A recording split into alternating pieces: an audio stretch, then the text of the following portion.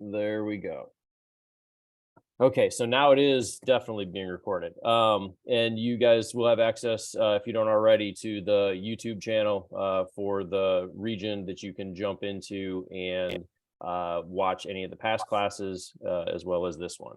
So, with that, we will go ahead and get started as soon as I share my screen. Da, da, da. Okay, somebody give me a thumbs up or say, turn on your microphone, say yes, that you can see my screen. Excellent, excellent.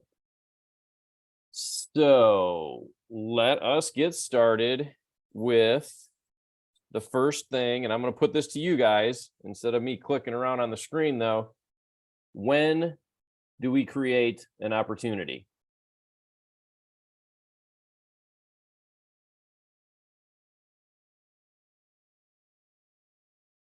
Good morning. As soon as you get a lead. Okay, yeah. Yeah, I love that. Stephen, that's a great answer for the first answer. A lot of times I'll hear people say, once I have a contract, and sometimes things happen fast. For any of you that aren't new, that have had your license, sometimes we meet somebody and all of a sudden, before we even know their last name, we're under contract. It happens occasionally, but most of the time we know the people, and there's a time lag before we get to the point that they're actually going under contract. I suggest that as Stephen said, once you've met a lead, and I'll put it this way, you've had a two-way conversation with that person about real estate. Okay. So just meeting John at the gas station doesn't necessarily mean I'm putting him in my contacts and making an opportunity. Okay. But if I met John at the gas station and we talked about real estate and he said, yeah, I'm looking to sell my home in the next 6 months because I want to move closer to my grandkids in Illinois. Well, you know what? I can help you with that, John. Can we stay in touch? I'd love to share some local data with you and get you set up so that you got the best opportunity to sell fast and for a top dollar. Yeah, that'd be great. Okay, that's a two-way conversation. At that point, even if it is 6 months away, there should be an opportunity already created. Okay, so I think it's really important to think about that, because you can use this section, this opportunity section, as your digital whiteboard, if you will. Okay, I've got a whiteboard up here and on my wall. Anybody that's been in business for a significant amount of time, even just a couple of years, you're finding different ways to track your business. I'm going to always have a whiteboard. It's going to be very useful to me, but I love Command because I've got my opportunity section that's my digital whiteboard. And as I'll show you a little bit later, on my phone in the Command app, I can see all my opportunities on the fly.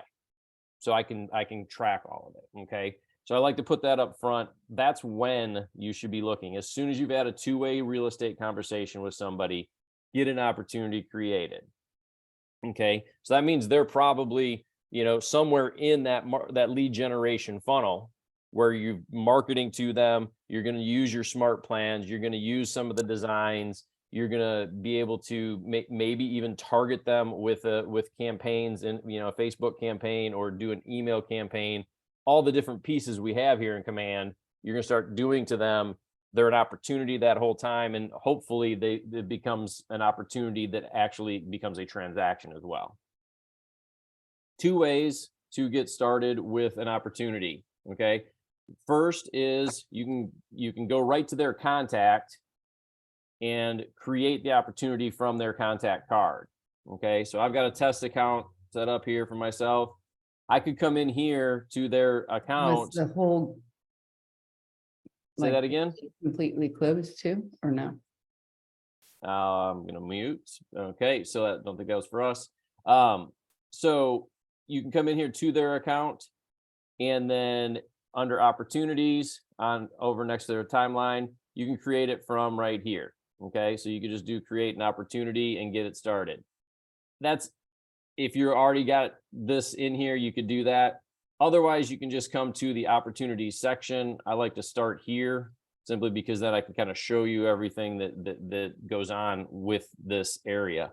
You can just do your create opportunity right here. It will still connect, and if you start it here, you will see it on that contact card that we were just in their contact as well once it's created. Okay. You've got listings, you've got buyers. If you do leases, you'll also have that.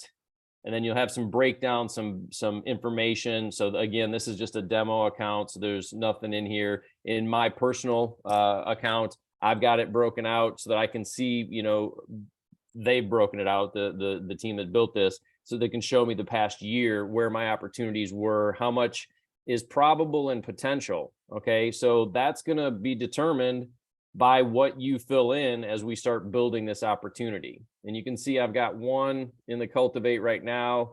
It's a $625,000 listing. I've got one buyer that's a $375,000 listing.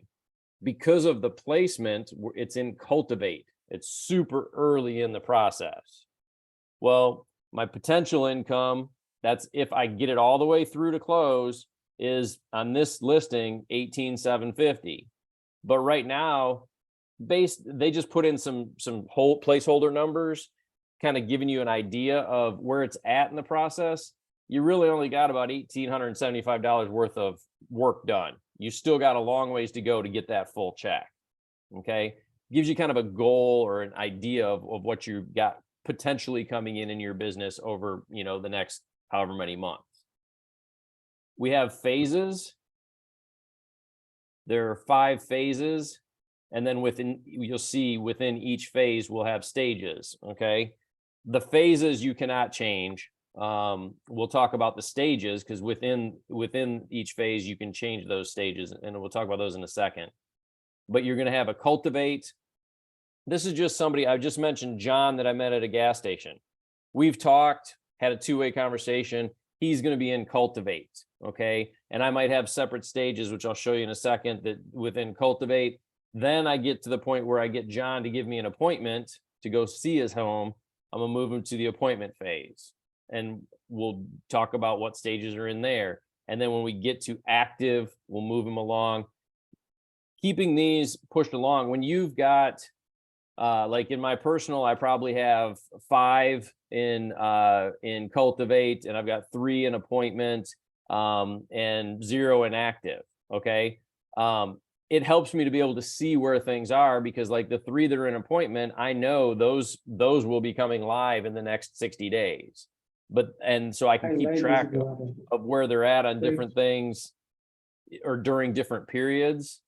And then in the Cultivate, these are ones that I need to stay on top of. I need to send them some information. I need to keep them abreast of what's going on in their neighborhood right now. One of my past clients just reached out, bought with me 5 years ago-ish, maybe 6. At the time he was single. It was a nice house it's basically his bachelor pad.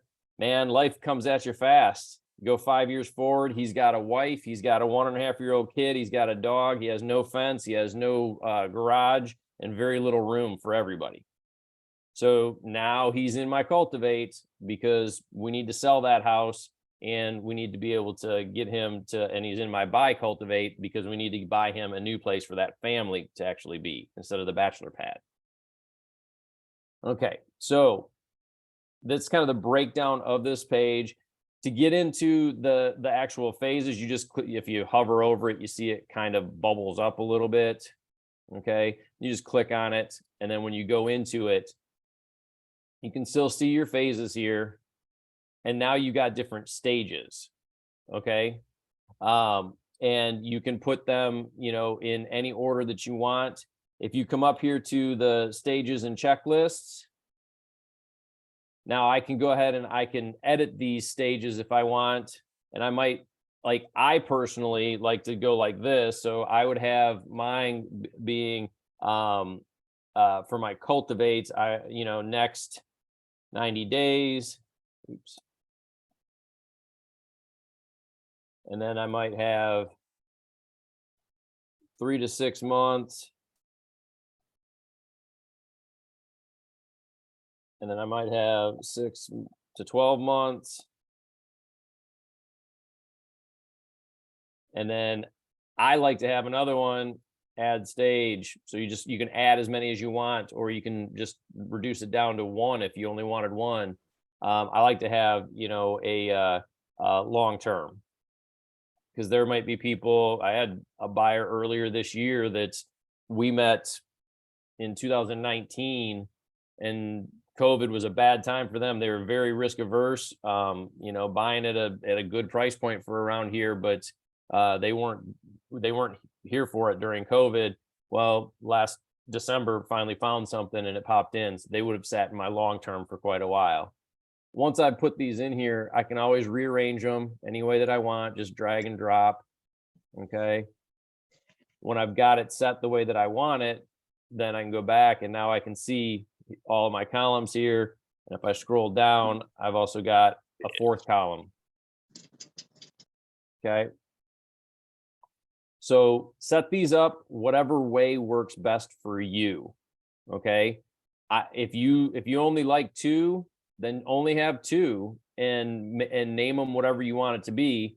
But that way you can drag these, different opportunities into whichever phase or whichever stage you want it to be, so that when you look in Cultivate, whether it's here or on your phone in Command app, that you can see where everybody is, and it gives you an idea of, I haven't talked to that person in 2 weeks, and I know that they said that as soon as school starts, they're ready to get rolling, because they wanted to not have as much competition. Okay, well, I need to be on them. Does that all make sense?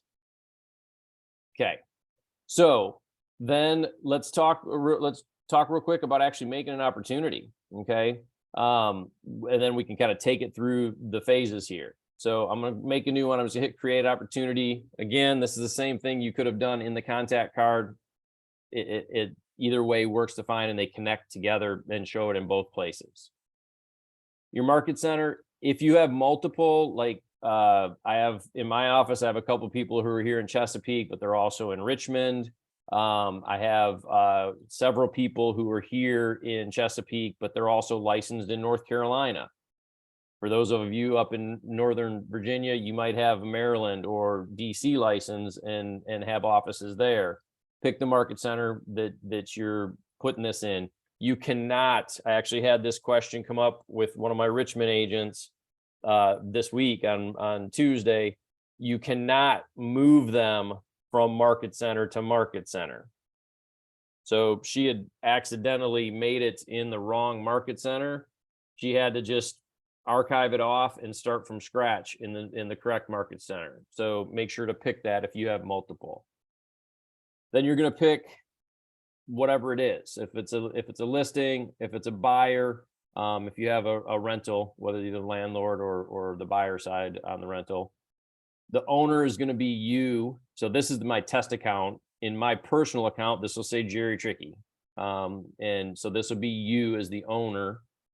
And then your client, let's say that I'm buying this. So I'm going to put my account in. If you don't have the person already in as a contact, when you type it in here, it will give you the option of, let me put, so I don't have Richard Steed. I can add him as a new contact just by clicking on this and create the contact right here. Okay. It used to be that you had to have the contact made before you started this process. Now you don't have to. It'll make the contact right from here if you need it. Okay. So let me pick this.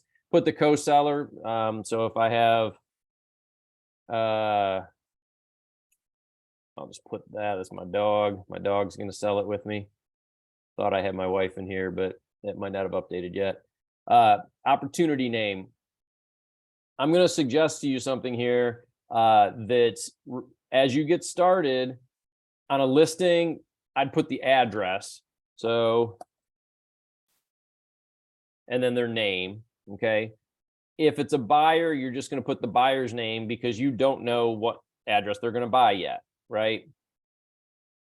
I would also recommend that you ask your MCA, so the market center administrator in your office, ask them how they like to have the opportunities named.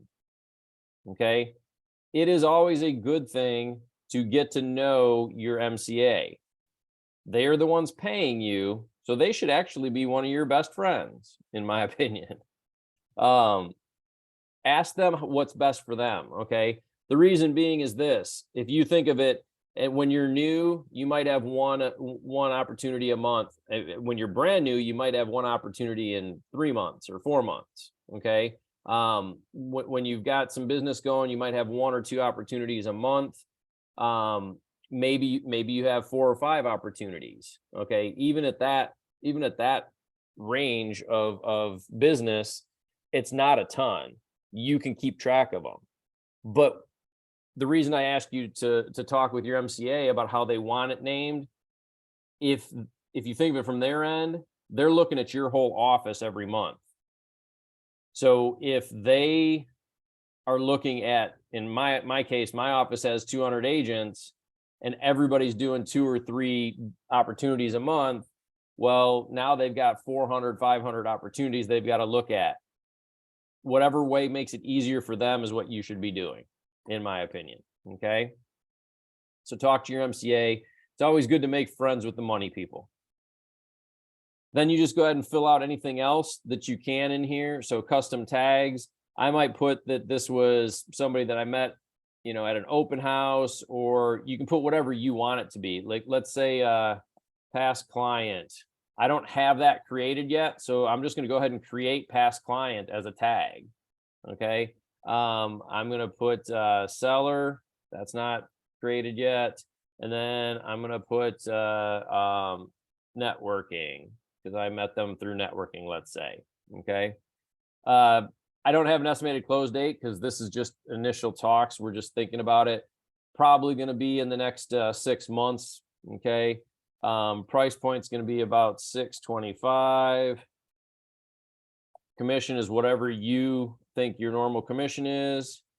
You can put it in the cultivate, and then I'm going to put it in 6 to 12 months. Okay. Hit create. And now I'm in the opportunity that I just created. Okay. If I take a step back and I look in my pipeline, I've now got 2 in my listings cultivate. When I come here, I've got this one that I already had. And now I just made one that was 6 to 12 months, and this is mine. You can see the custom tags I put on here. That's just so I've got a quick little reference. You could put your mortgage lender if you know who they're going to be. You could put your title person or attorney. You could put home, if it's on the buy side, you can put your home inspector, your termite and moisture inspector, anything along those lines. Okay. You're also going to see on here the names of the contacts. You're also going to see the price, or I'm sorry, that's the commission that goes with it. And then we'll get to client updates and the checklist in just a little bit. Okay. So everybody with me so far? I know I've been kind of flowing through, but if you got questions, please feel free to ask. That's always a good thing. Hi, Jerry, this is Shika. I have a quick question for you. I just want to confirm this is how we're doing our listings, correct? When we're putting a house on the market, or is this more so for us just to keep track of what we're cultivating in the future? Great question. So this is both of what you just said. This is for using this as a cultivation point, as a digital whiteboard, as I kind of mentioned, is one piece of the pie. Okay. But you have to have this opportunity created. And as you'll see, as we go through here in the next couple of minutes, this is where you put your contract and all of your documents that have to be submitted to your office for compliance purposes and approval so that you can get paid. Okay, perfect. Thank you. And I'm sorry if you answered that earlier. I joined a little late. Sorry about that. Yeah, no worries. That's all good. It's good refresher, because some of the stuff I say at the beginning and that we're going to go over stuff, and then it's kind of forgotten by the time we get to it. And so that's a good reminder. Okay. So we're in the opportunity ourselves. Okay. Let's, first of all, let's look right along here. This is where all your details and your profile, your marketing documents, commissions, notes, and timeline. This is everything that has to go with an opportunity. Okay. You can see some of the stuff that I just put in when I created the opportunity. Okay. Some of the things aren't filled in yet because you may not know them. This may be, the way I look at this one is, if I just met some, John at the gas station, like I mentioned at the very beginning, I'm not going to have a lot of these dates, the appointment date, the agreement one, setting up your photography, staging, listed date. I don't have all that stuff yet. That's okay. Just leave it as it is.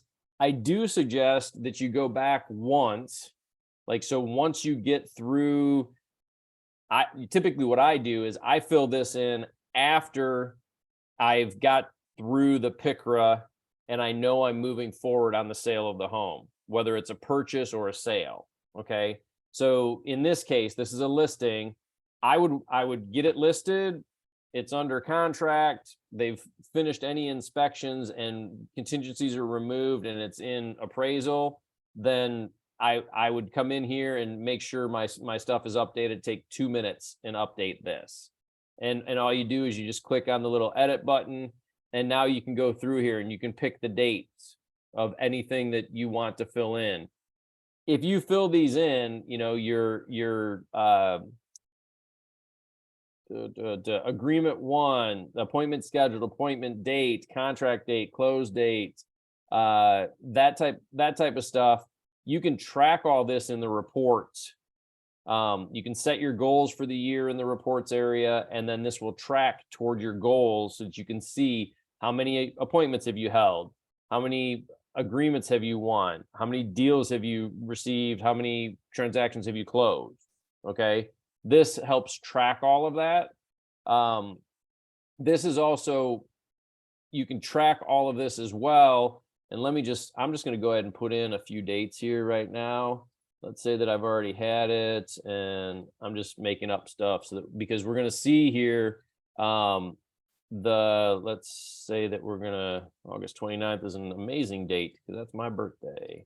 Let's say that we closed there and we'll go ahead and put our photography date in. And our staging dates, if we had one, target live dates 29th, actual listed date 29th, expiration date. Let's say that was February 20. We got the 29th this year. Wow. And then say we got an inspection date, the 31st, appraisal date. The reason I'm doing this is you'll see at the end that we can make a okay, save. We can make a chart or a document, I should say, and I'll show you how at the very end, that will have all of our transaction details in one page. Okay. This is very useful for you in a couple different ways. One, from a making sure you don't miss anything standpoint. And then also from the standpoint of you can share it with anybody, whether it's your seller or anyone that you need to verify that things were done. Things shows that you've had things finished in very organized manner. So it's a really good little tool to have. Okay.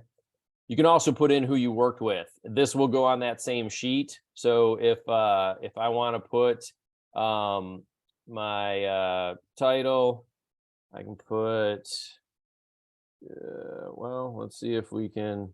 There we go. He is there. So I can put my title in there and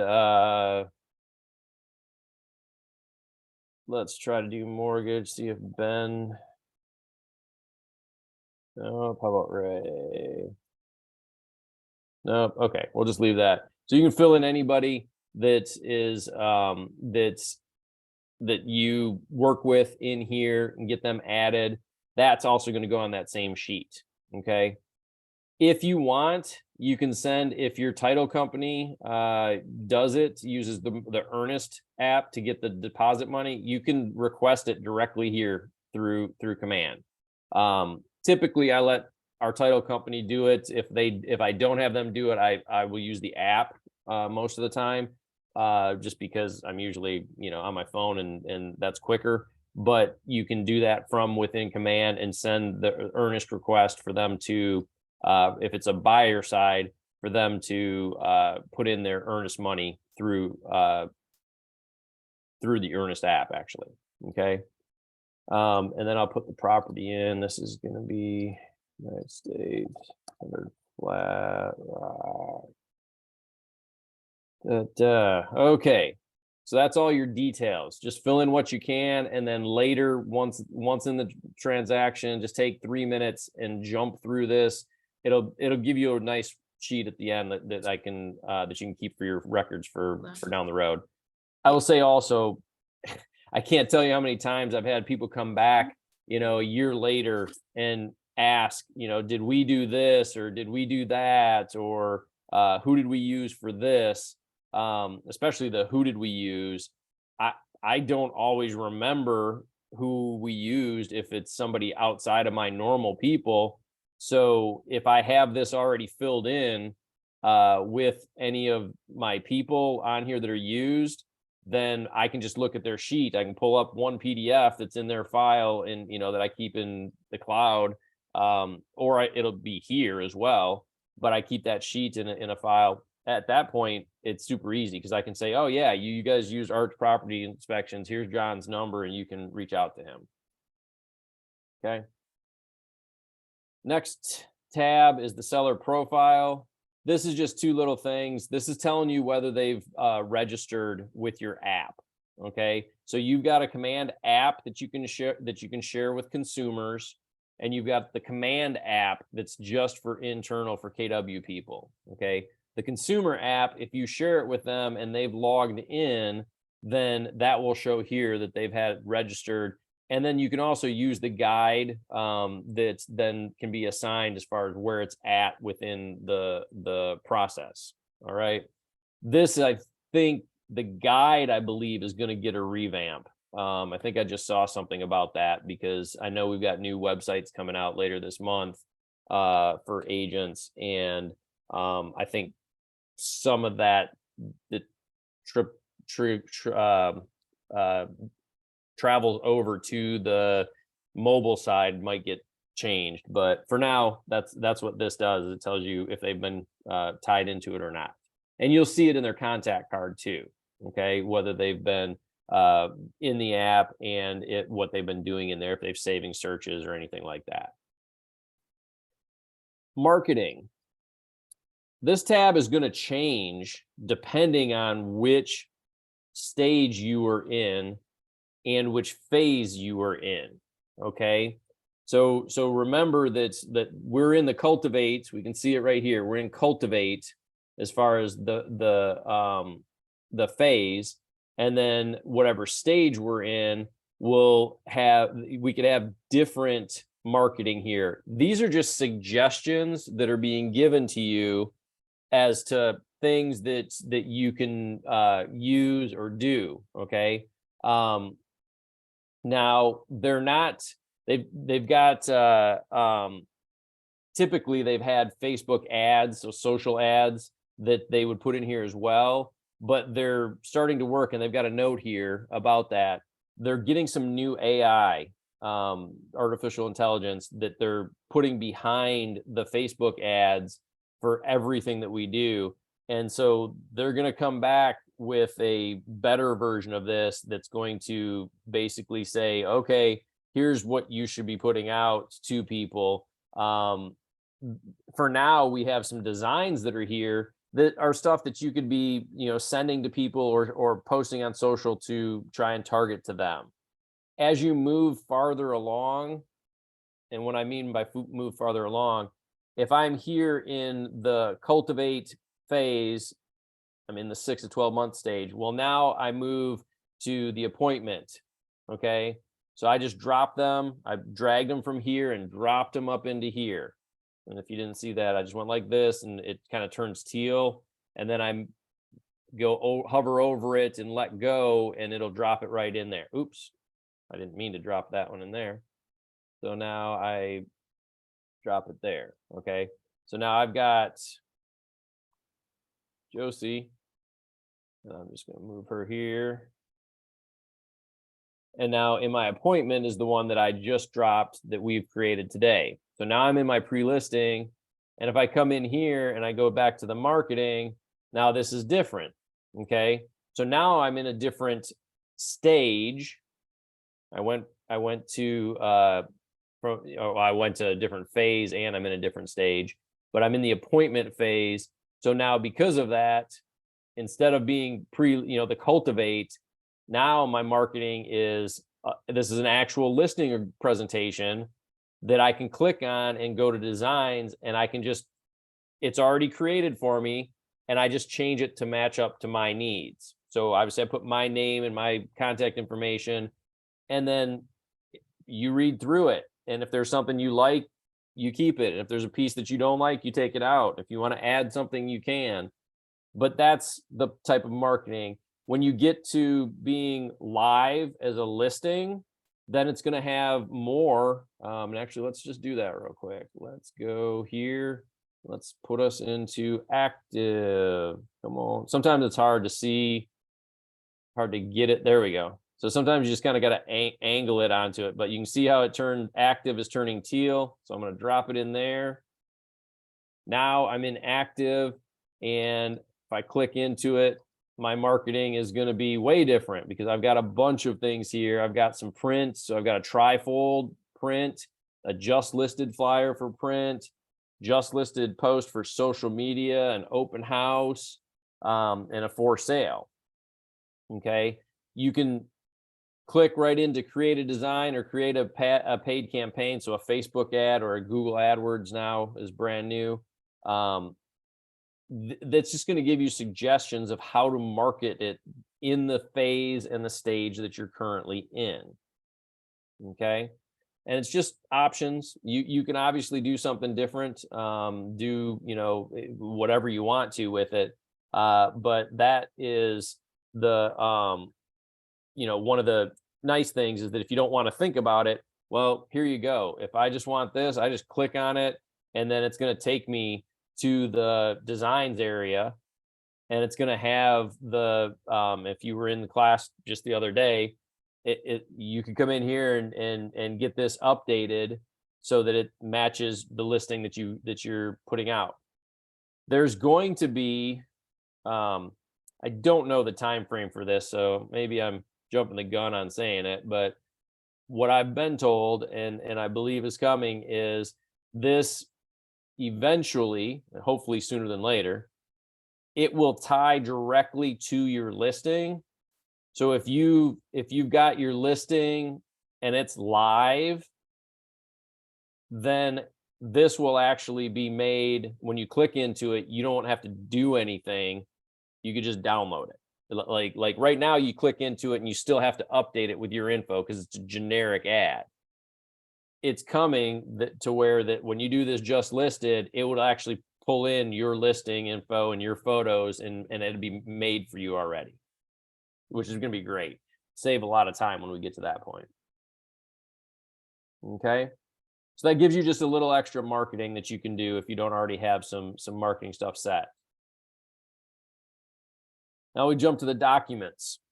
This is where you have to put in your documents so that you can submit them to the office and they can be reviewed for compliance, because your office is on the hook for all of your compliance. And if you're out of compliance and your MLS comes in and doesn't audit, then you're not the only one that's going to get in trouble. Your office is going to get in trouble.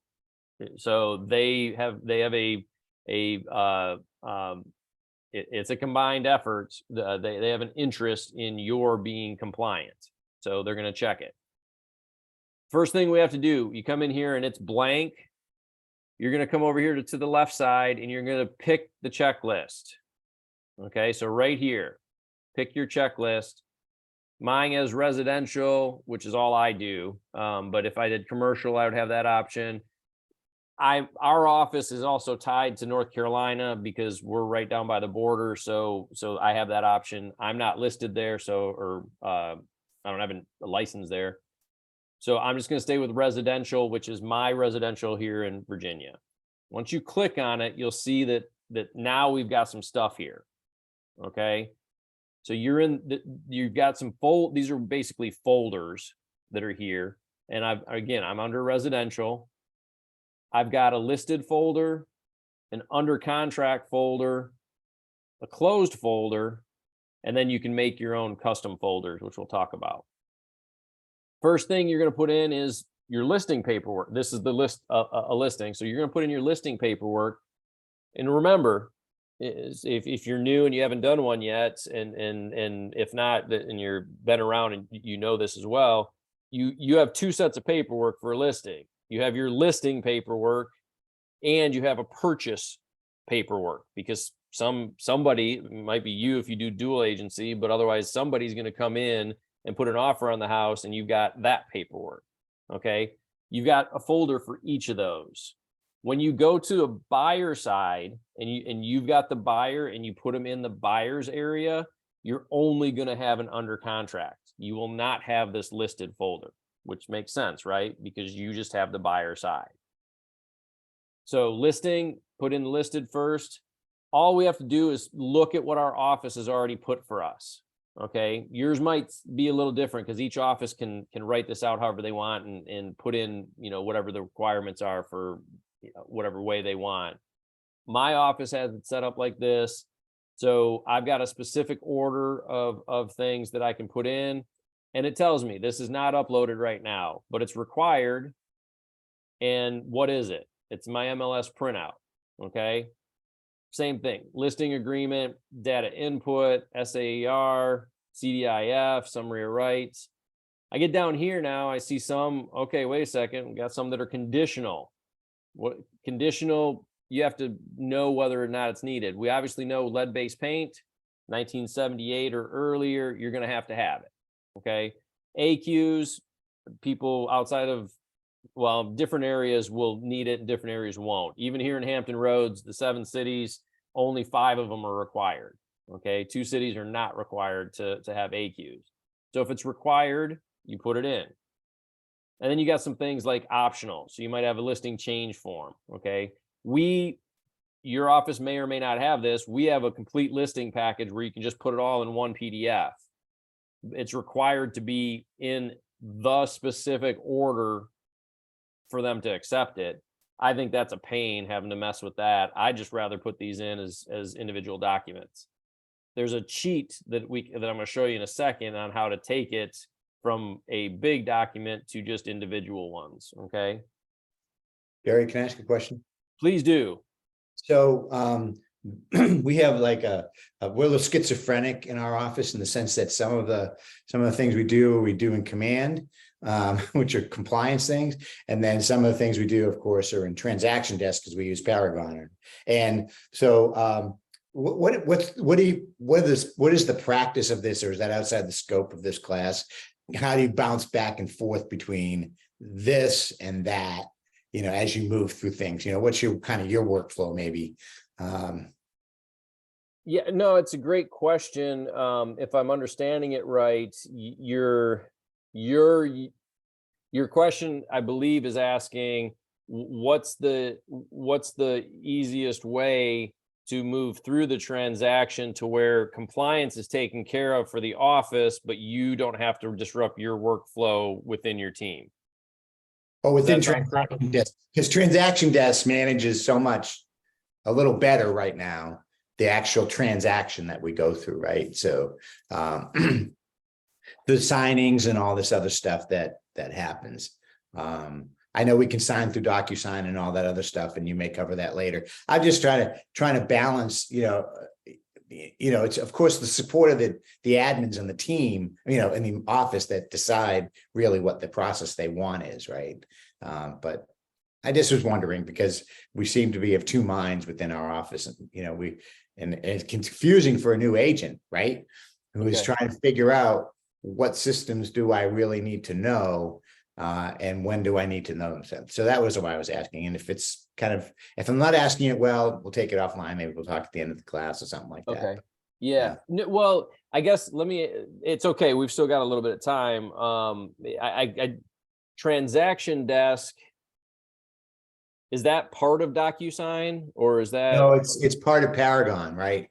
So it's part of our MLS. What is Paragon? What is Paragon is what we use for our MLS. Sorry, that was, Okay. so. That's where I was. That's where I was trying. I'm trying to make sure I'm on the same page because we have rain down here, and I wasn't sure what that Right. was. So I got you. So I use we have rain, and then we have transaction desk in terms of like where Instanet is our document signing platform. Okay, Okay. So with that, I don't use DocuSign at all.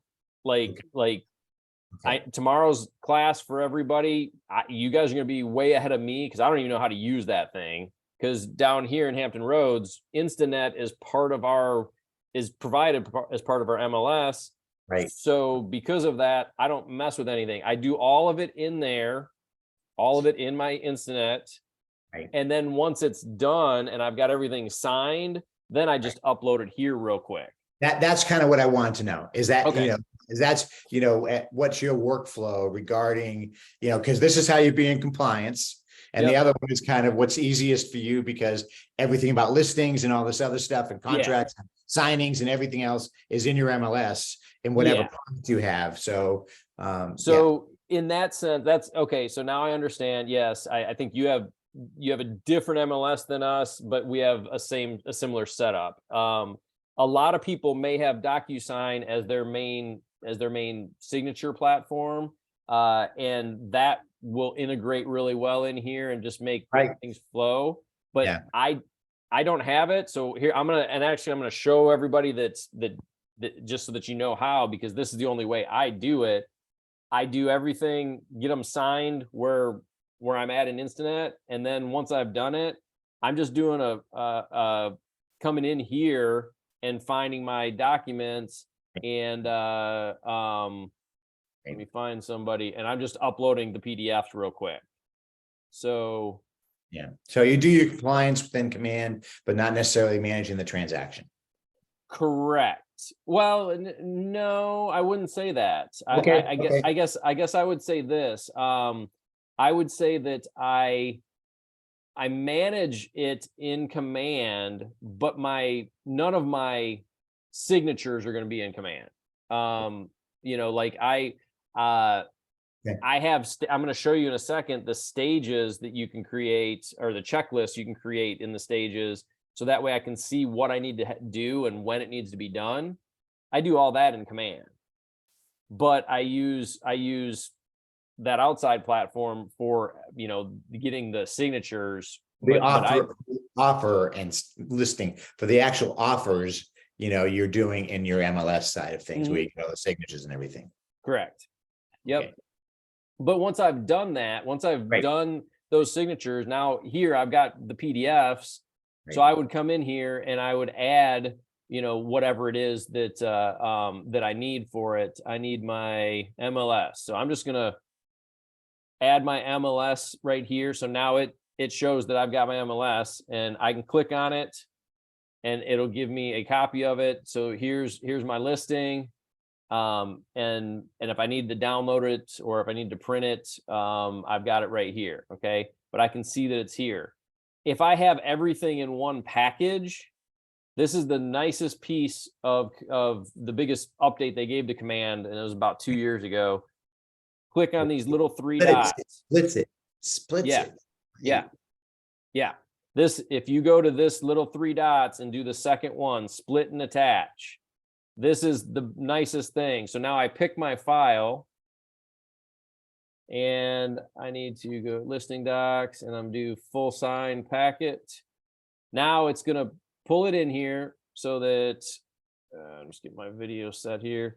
It's going to pull it in here, and I'm going to see it in two places. I'm going to see the full page view here. And then on the side, I'm going to have a little one that shows up. That is Okay. sweet. Because that's This how is you great. you send everything, that one document to your client, right? To sign everything on, right? If you've done everything right, and make no mistakes, you send everything in one document. Yep, yep. That they go through and sign everything, and then you have it come back, and then you split it and put it in. Perfect. Yep. Perfect. This was the biggest improvement they made. Like up until about 6 months ago, they really hadn't made a bigger improvement in 3 years in my mind. Like there was a lot of stability and a lot of good things, but this was the one that we needed more than anything because it was a functional thing that people actually had to have. So to do this, what I do is I go ahead and I pick what it is. So this is going to be my listing agreement, and it's what, 6 pages. So now I'm going to put 1 to 6, and I'll Gotcha. put 464 with. I hope everybody else is gaining from this. This is great. That's what I needed. Thank you. Good, good. Yeah, this is one where I know people listening end up saying this was, my biggest aha from it. Now I pick attach more. Okay. So now I start a new one. This isn't available because I've already added it. So now I'll put my SAER, and my SAER is going to be page 7 and 8. So I do 7 and 8. You can scroll down here if you need to see them in the bigger. I can view it on the side and know what the pages are. And now I do SAER, add another one, and you can just keep going right on down. So this one's my CDIF 9 through 15. So I come down here to CDIF 9 to 15. That I just name it like this because that's the way I like to. I'm going to add one more just so you can see. Oh, maybe I'm not. Is that what do I got? 16 to 18 is my summary of rights. Yep, summary of rights. So 16 to 18. Didn't do that right. 16 to 8. There we go. Bam, summary of rights. Okay, now let's say that I hit one more and I didn't actually need it. There's a little button right here that lets you take it off, a little subtract button. So you can take it off. Okay, that it used to be hidden. Now they put it over here, and it makes it easier. You got a plus to add, or you got a little minus sign to subtract. Okay, and then once you've got that, sorry, I'm just moving my videos around so I can see. It's the hardest part of Zoom is I got to move people around so I can do stuff on the screen.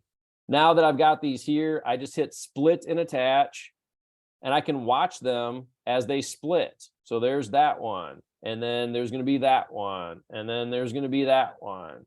And as they go through, they've done it and split it. Now you've got it here. Click on it if you want. Now, if you've only had, say you did, as Tom was saying, you sent it to your clients all in one package, they signed everything, it comes back, you've got that. Well, if you want this individually now, you can just download this right here and save just this individual one. Okay. Otherwise, it's already here and you've got it split up into the way that your office needs it, but you've still got your complete package in your PDF files, in the cloud, wherever you save stuff. You fill in everything that you need here. Okay, if it's required, put it in. If it's conditional and it actually matters, put it in. If it's optional and it matters, put it in. Anything that you need, get it in here. And then you come back up here to the top and you hit submit. Okay.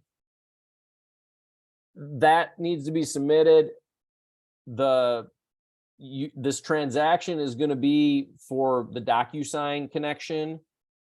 If you use DocuSign in your area, go to the class tomorrow and learn about that. I can't show you anything about it because I really don't even know. I've never connected mine, so I don't even know how to do it.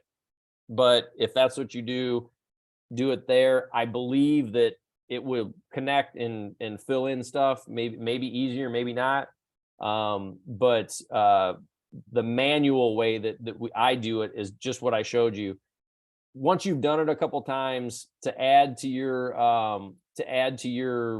documents here, it'll take you 2 minutes. I mean, it's just a bam, bam, bam, and you're done. Okay. Once you've submitted it and your compliance people have reviewed it, okay, so right now it says open. Once I hit submit, it's going to say submitted.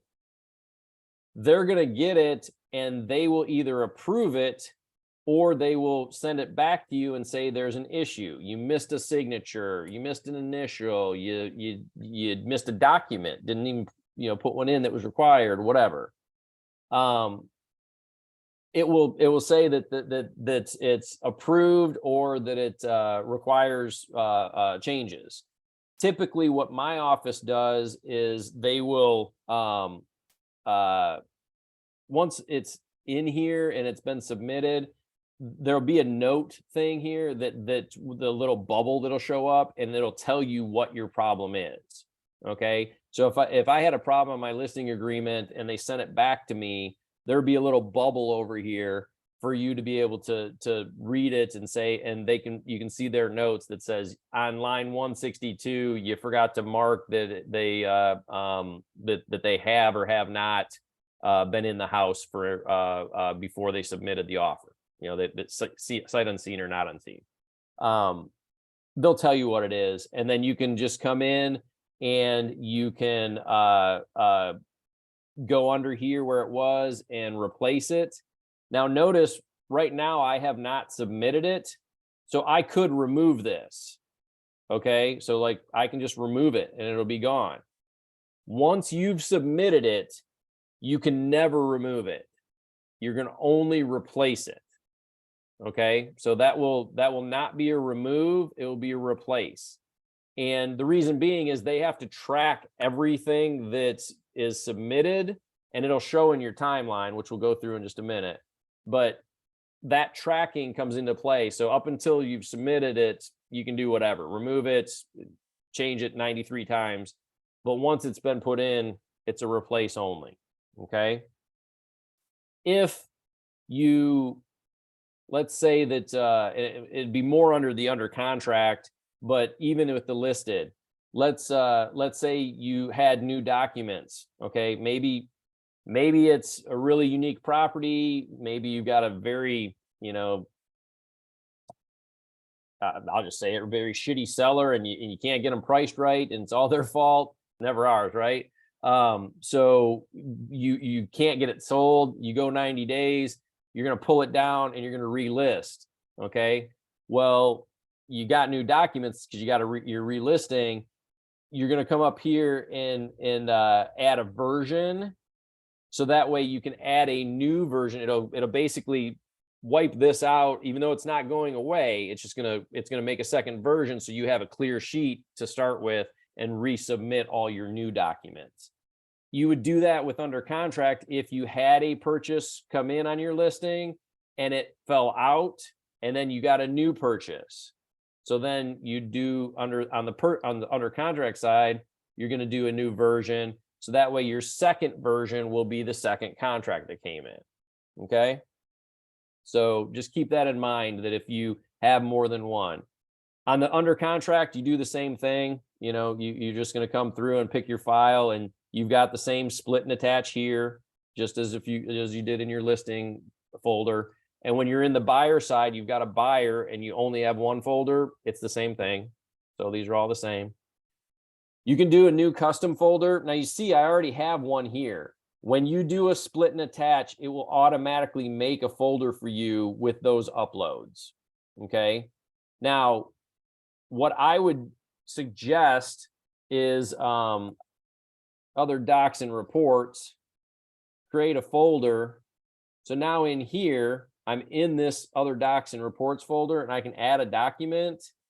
Well, I might want to add if you've got an addendum, you change your purchase price, you change a closing date, you got whatever things, you can add an addendum.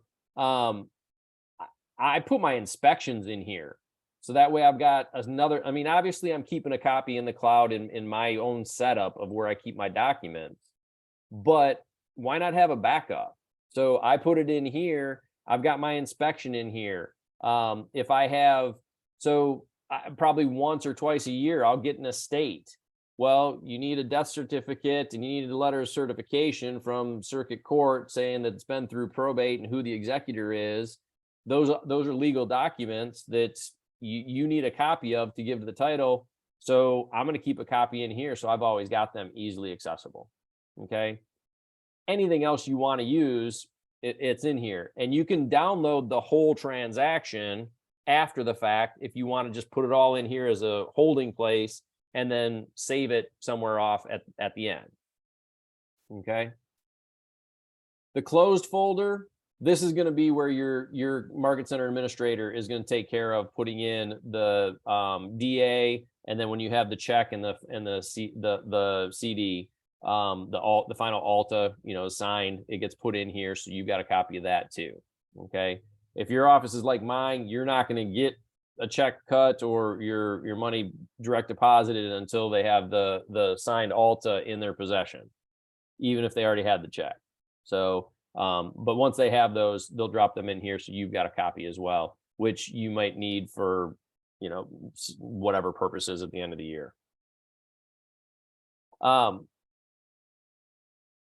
I would say this: as soon as you put your under contract, whether it's a seller side and you have that purchase contract that came in from some other agent, or if you have the buyer and you've got the purchase contract, as soon as you're ratified and have a reason to fill these in with documents, okay, your purchase documents, as soon as the purchase documents are put in and you hit submit to MC, go to offers and commissions and do your commission.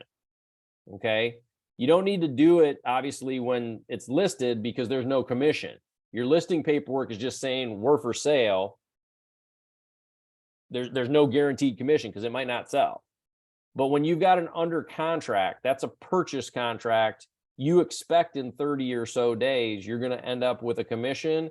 As soon as you submit this under contract file, your next click should be to go on to offers and commissions.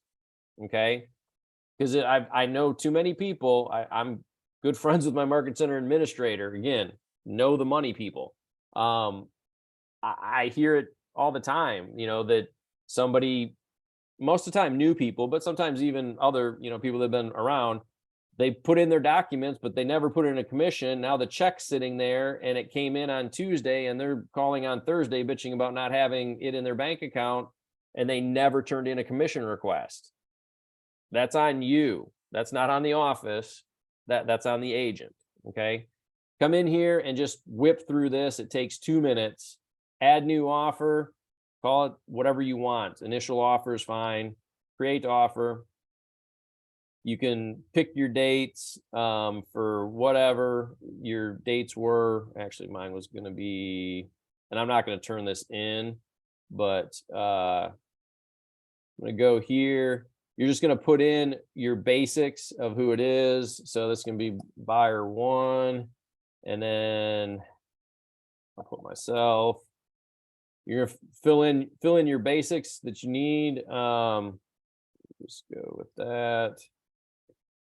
Here, we're gonna say that you're gonna put 100,000 down and 525 earnest amount, 6,500. Let's say.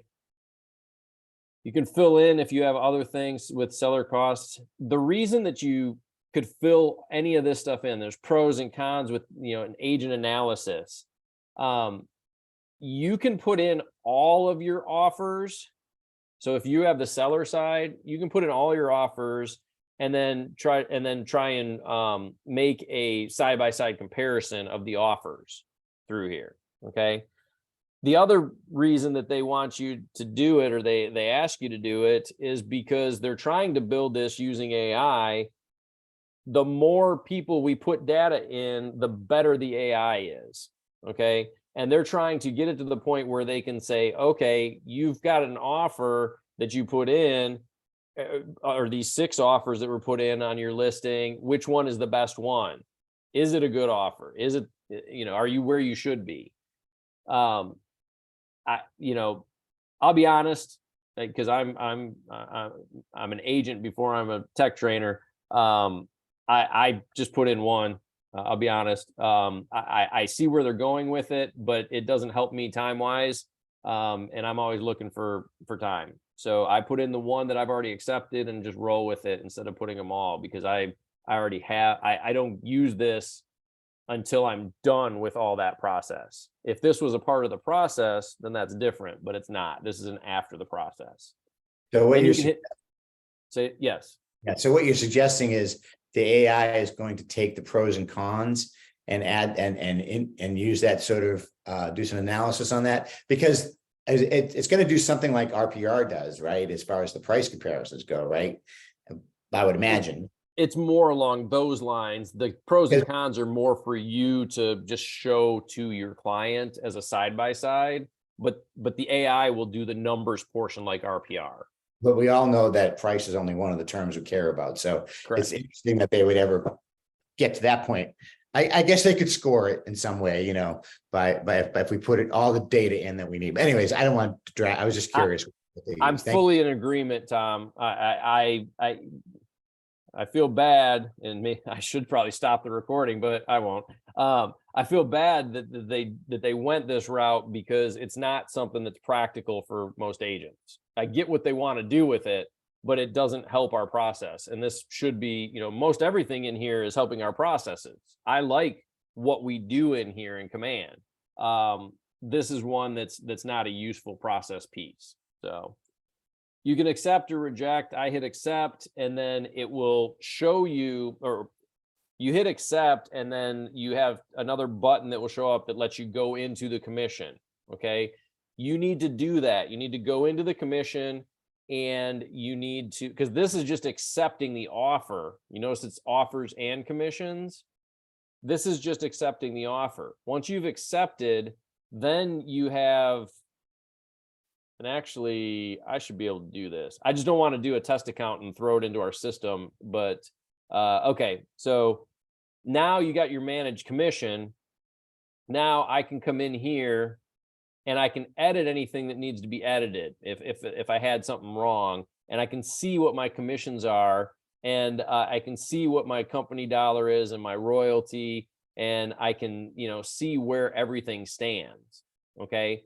This is also where in here you're going to edit agent payments. No, you're going to do add another agent.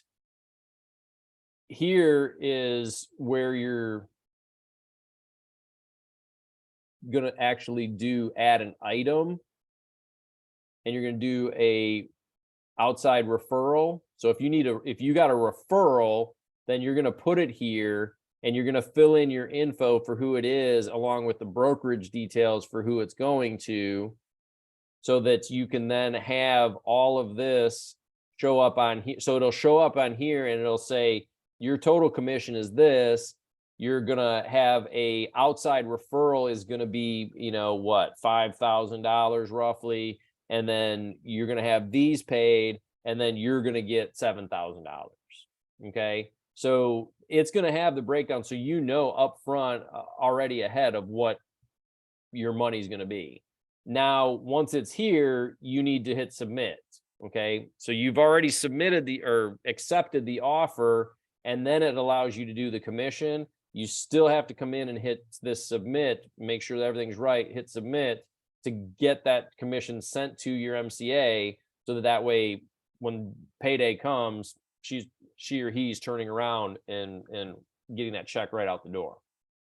Okay. So that's important. As soon as you've done that, the documents for your purchase agreement, and you've hit submit to the MC, immediately come over and do offers and commissions, and change response. Yes. I don't think it ever, yeah, there we go. Okay. So now I'm going to remove offer. I don't want my office thinking that we have anything in here commission wise or offer wise. Okay.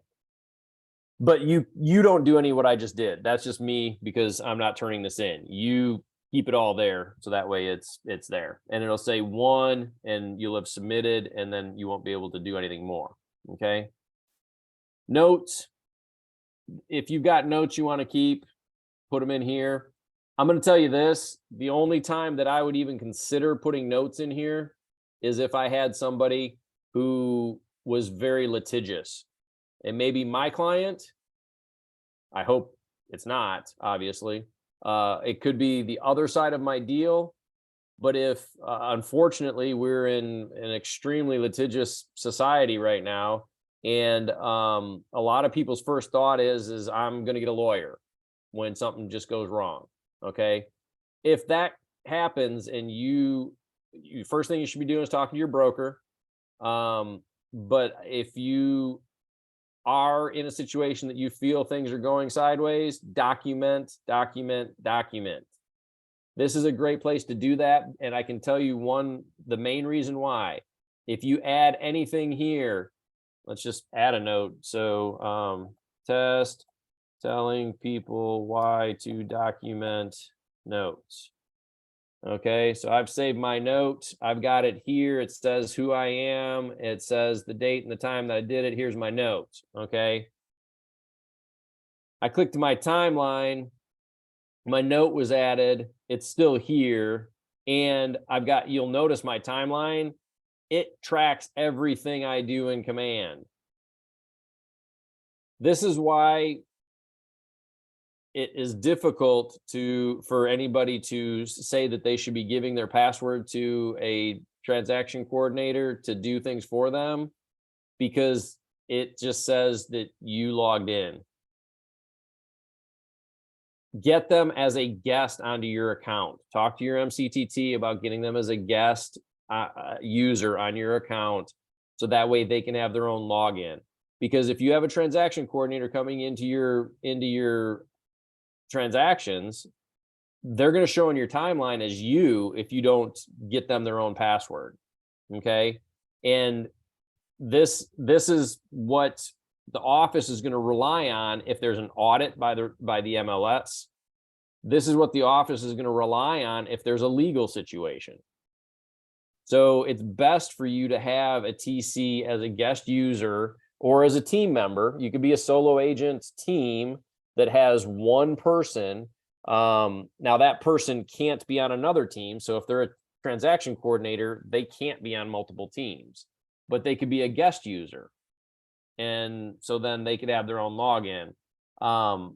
We'll work with your market center tech trainer about that, but this is never going away. This cannot be erased. And it's every single thing that we do. So you can see I was in the opportunity and I put in my address and all this stuff. I made a new vendor that when I put in the title person, all the stuff we do from the beginning of starting any kind of opportunity is going to be documented. Okay.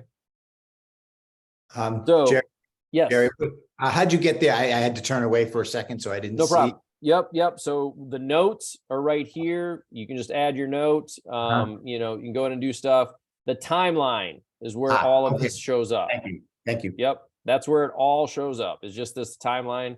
I've never used either of these. I haven't had a litigious situation. But if you do, that's the one time I would really think about that. Vincent, did you have a question? I thought I saw your microphone come off. You're on mute. I think you're stuck on mute. Okay, no problem. If you do have a question, let me know. I do have a question. Yeah, what we got? I just created an opportunity for me, Mhm. and I was going into documents. It was like when you were in documents, and I accidentally hit start transaction, and then I noticed in my timeline, it said you started with DocuSign. That's not going to be a problem, is it? Like, Shouldn't be any issue because you're not submitting it to anywhere. okay. That's what I thought. My guess is that when you go to DocuSign or when you learn about that tomorrow, you're already gonna have a transaction there waiting for you. All right. But again, I've never used DocuSign, so I don't know what that would look like. But if you're not submitting anything, you can play around with this and break it and do weird things. That's fine. It only really matters when you hit the submit button. Okay, all right, Okay. that's good to know. Yeah, up until then, try to break it. No issues, no worries. Okay, so we got about 15-ish minutes left. I want to be mindful of your guys' time. I've got a couple things up here at the top of the page that I want to make sure we go over as well. So we had talked about that you got export documents. When you're in your documents area, this will let you export everything out. So that's a nice and easy thing. Your tasks, okay? So Tom had asked earlier a little bit about transaction flow, okay? To some degree, we were talking more specifically at that, or at least I was more specifically at that point about getting signatures and what to do with documents, okay? The tasks, though, and your client updates, they go kind of hand in hand. I'm going to back out of here for a second. I want to show you the checklists, because these go hand in hand with tasks in every stage and within every phase. So you got all 5 phases, and every stage you have a checklist that you have an opportunity to use for yourself. Okay. I actually want to go to under contract, and yeah. So I've got a few in here. I'm going to show them to you, but we're going to probably do some updating. You just click on where it says items. Now, these are your checklists. This is going to be anything that, let me back out for a second. Anything that you have here as a checklist is going to be applied to anything that you have, any opportunity that you have here in one of these areas. So where did my opportunity go? I'm going to move that into under contract, and I'll leave it in lending. Okay. So I've got 2 items in here in lending. Send ratified file to lender, check in whether the buyer needs paperwork turned in. Anything else that you have in the lending portion stage, like mine's set up a little bit differently for my personal business. This is the way that it kind of comes as far as the stages go. But you can put anything that you need in here. You know, the get pre-updated. Where are we at? We're under contract. So actually, no, that wouldn't make sense. That was before that. If I don't think I have anything else that I would put in here, but if you do, you can just put it in an additional item, save it. You can have as many as you want. What I suggest with this is the first time, if you've never used Command, or if you're a new agent and you've never done a deal, write down everything you're doing as you're going, like each step, because then you can add it in here so that you don't have to remember it the next time. And you can edit this as you go so that this transaction you can do it, and the next one's going forward, you know what you need to do each time instead of recreating the wheel. So what do you need to do in each stage along the way? You can do these in the cultivate, the appointment, the under contract, or I'm sorry, the active, the under contract, any of those 4 stages, you can put all these things in. So like in listing, or on a listing, in my appointment stage, when I've got the appointment held, but I'm not, so I'm basically pre-listing. I'm in my pre-listing stage. I'm going to have a checklist that's going to include get photos set up, have photo day, receive photos. I'm going to have a checklist item for create Facebook ad, send or create a just listed postcard, mail it to 200 homes around the neighborhood, door knock, schedule open house, hold the open house, follow up from the open house, all these different steps. The reason that I'm doing these things is twofold. Okay.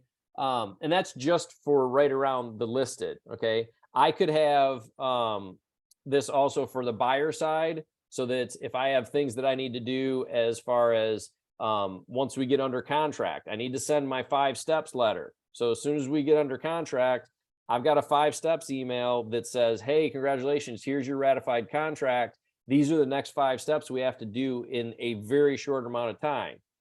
Turn in your earnest money deposit, pick your home inspector so we can get the inspection set up, termite and moisture, talk to the insurance person, pick your title person.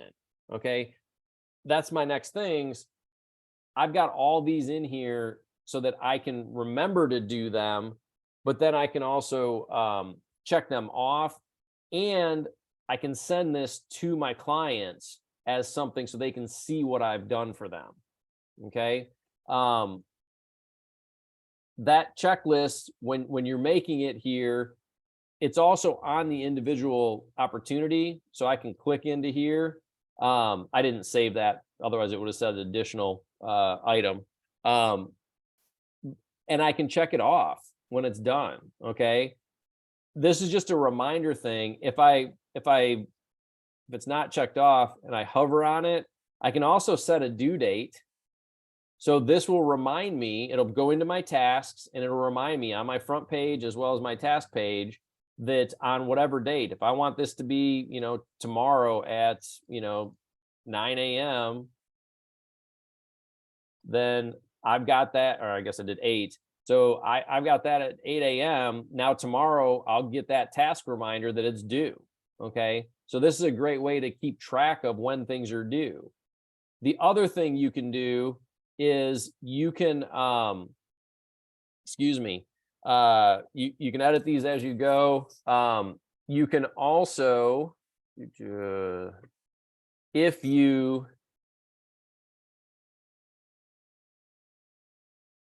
come in here, you can set this as a client update or not. It's up to you. Okay. But you can have this as a client update. And if that's the case that you have it as a client update, and I'll show you in a second where, you can go in and set it so that the next day they're getting an email that says, I did this for you. Bam, bam, bam. Okay. It could be 1 item. It could be 15 items, whatever. If you've had a listing, if you haven't had a listing, you're going to experience this. And if you've had a listing, I'm positive you've experienced this.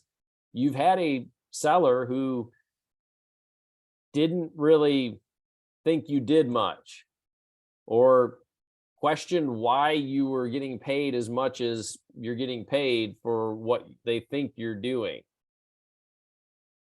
If you have a checklist of all these items and it's a thorough checklist, and then you send them each day the things that you just did the day before, it's going to show your value real quick. They don't understand a lot of the stuff that we do on the front end and sometimes during the transaction to be able to keep this thing going. So it's a good way to show your value. The other thing that it also can do is if you're using it for the buyer side, you get to the point where you're at the end of the PICRA and now you've got 2.5 or 3.5 weeks until closing. At some point, if you get busy during that time, or if you're like me, I got one that I'm expecting will ratify today. We'll have inspections done by the end of the weekend. And then the end of next week, I'm going on vacation for a week. I won't be talking to that person during that week unless there's an emergency, but I have somebody here taking care of my business, so I still probably won't be. Well, if I have these set up, then I can always just go in and click one thing, literally take 1 minute, click one thing, and the next day they get an email. And even though I didn't talk to them, they still feel like they're not being ghosted.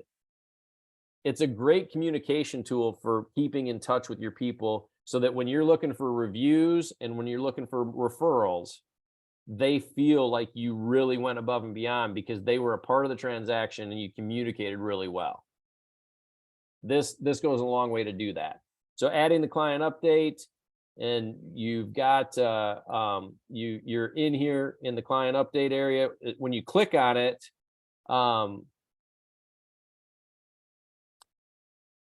where is I think they've changed something because it used to show up right here next to us, and I'm not seeing it now. They've obviously changed that. So I think it's going to only be up here so that you can see your client updates in here. Yeah, they've changed that. But either way, once you've done it, then it's gonna show you that it's got the little envelopes. That way it's going to be emailed to them. Okay. And then you can see what your client, if you click on this, this is where you see what it does. So you come in here and you're going to set the time that you want it to go. And then you're going to pick who it goes to. So it's going to be sent from owner, and it's going to go to the client and the co-client. If you want to, can you see this? Looks like an email. So this is going to be your header and your information here. This is going to be your client, John Smith. We're checking things off the list. Here's a summary of tasks that we completed for this address. Okay. If it's a listing that you have, it'll show the first photo in the listing. And then it's going to say exactly what your checklist item was. So make sure that you spell and punctuate correctly. If you want to put full sentences, that's fine. If you just want to do as a quick item, but it's going to literally put in what your checklist item is. And if you only clicked one, then it'll have one. If you clicked 5 of them that day, it'll send them 5. By your side at every step, Jerry, my photo, my info, download my app, my info. Okay. It's going to be the same email every single time. And the only change is going to be right here, whatever your checklist items are. I can tell you from personal experience, my clients love this. It keeps them up to date and they know what's going on better than anything else I could do. And let's get back to there. Okay. And so you can do that on each stage with all your checklist items and throughout each phase. Okay. There's, I believe that they will be sending along with tonight's video a checklist. If not, you can ask your MCTT about it.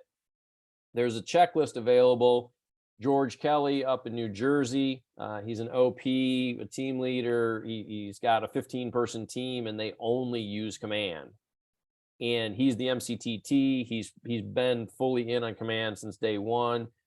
He made a checklist that you could go through, and in every phase and every stage in both listing and buyer side, he's already got it written out as a starting point. You want to change it, add your own, take some off, whatever, but it's already there. So you just got to come in and add it to the stages. Okay, so look for that. And if you don't, if they don't have it in today's email, then just make sure to ask your MCTT for it, because they will have access to it as well. We've got about 5 minutes. Let me just look at, okay. So the last thing, once you've closed, so basically there's nothing to do in the closed. Okay. You're moving on through, and then you get ready to send it over to close. You just drag it like you do for anyone and drop it into closed. It'll get dropped in there. And where'd